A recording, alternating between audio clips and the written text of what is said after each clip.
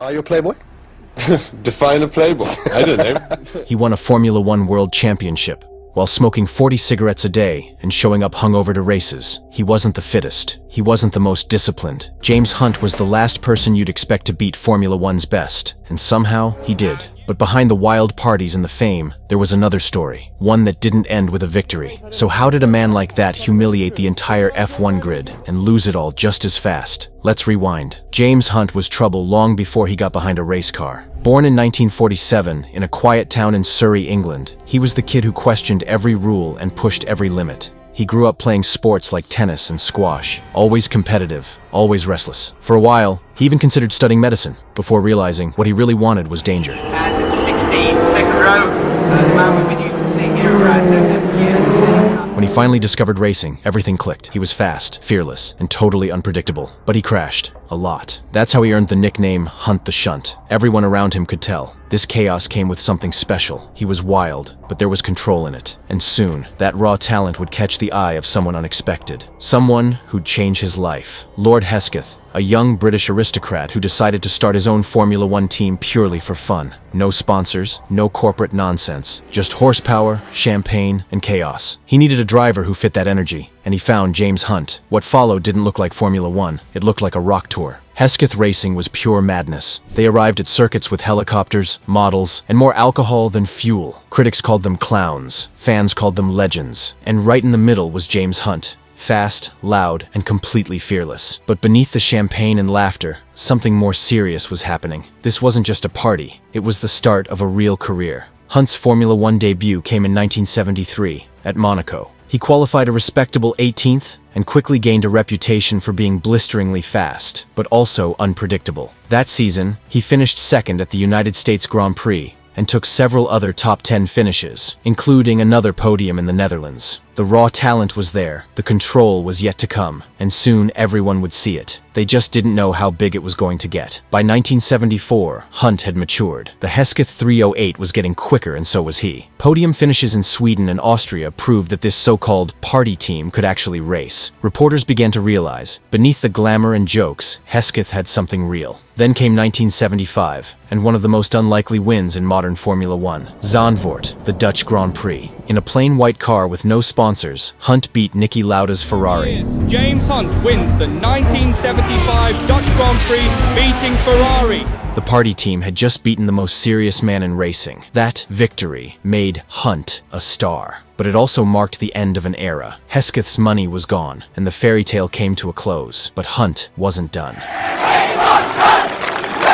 He'd proven he could win, so McLaren came calling. Well, frankly, last summer I was talking about retiring. But at the time, there were only two drivers on my replacement list. One was Niki Lauda, who's a current world champion, and the other one was James. This time, he wasn't just there to have fun, he wanted the title. And standing in his way was the one man who couldn't be more different than him. Niki Lauda. You couldn't find two people more opposite. Lauda was methodical. Data, precision, sleep by 10. Hunt was instinct, recklessness, charm, and nerve. They respected each other, but they also wanted to destroy each other. 1976 became their year. Every race felt personal. Up until midsummer, the 1976 season was brutal. Hunt clawing back points, Lauda looking untouchable. The tension tightening race by race. Everything seemed set in stone. Lauda was cruising toward another title, Hunt's chances fading. But then, something happened that would change not just the championship, but their lives forever. Welcome to the Nürburgring, the most dangerous circuit on the season. Nürburgring, the 1976 German Grand Prix. Lauda's Ferrari burst into flames after a horrific crash. He was pulled out alive, but severely burned. Everyone thought that was the end of his season, probably even his life. But just 6 weeks later, Lauda came back, bandaged, scarred, still bleeding. After Lauda's remarkable return, the battle between him and Hunt reignited instantly. Lauda finished fourth at Monza, stunning everyone who thought he might never race again.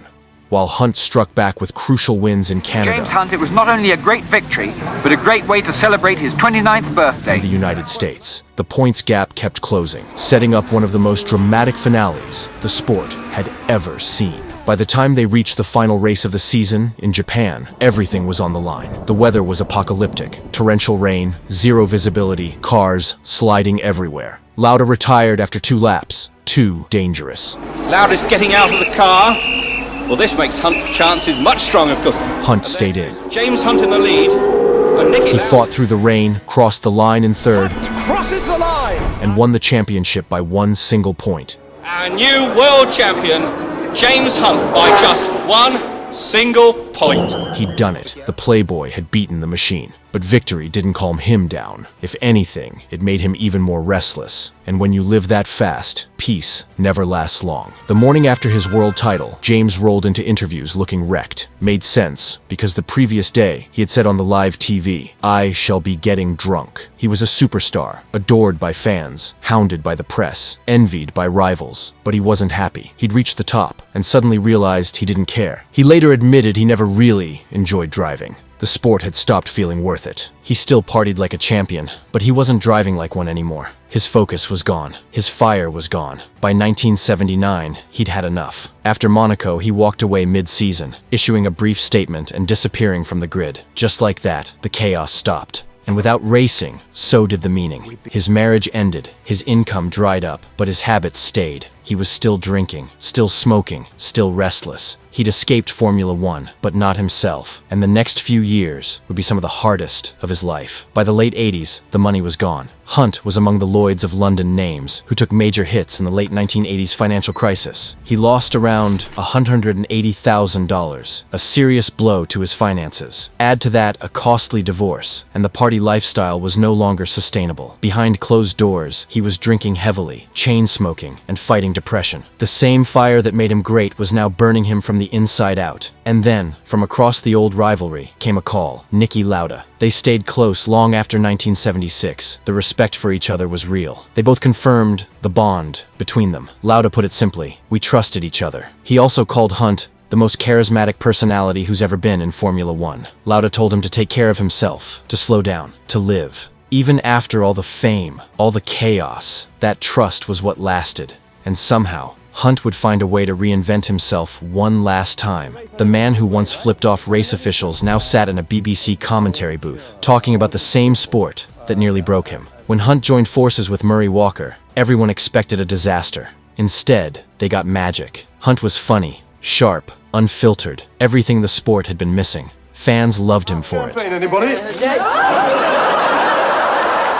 He'd walk into the booth seconds before the start, sometimes with a glass of wine, and still deliver insight no one else could. For the first time in years, he seemed content. He lived quietly in Wimbledon with his 2 sons, and fell deeply in love with Helen Dyson, a woman nearly 20 years younger who grounded him. He'd stopped chasing adrenaline, and started enjoying life again. And just when it looked like he'd finally found peace, June 14th, 1993.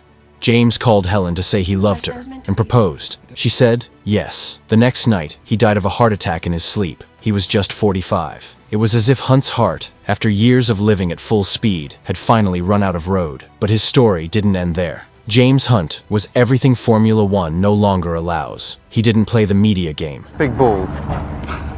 He didn't hide who he was. But it's true. He made mistakes, but they were honest ones. He proved that charisma could beat calculation, that instinct could beat science, and that sometimes passion matters more than perfection. And that's why, decades later, people still talk about him. The chain-smoking playboy who humiliated the grid, and reminded Formula One that racing, at its heart, is about freedom.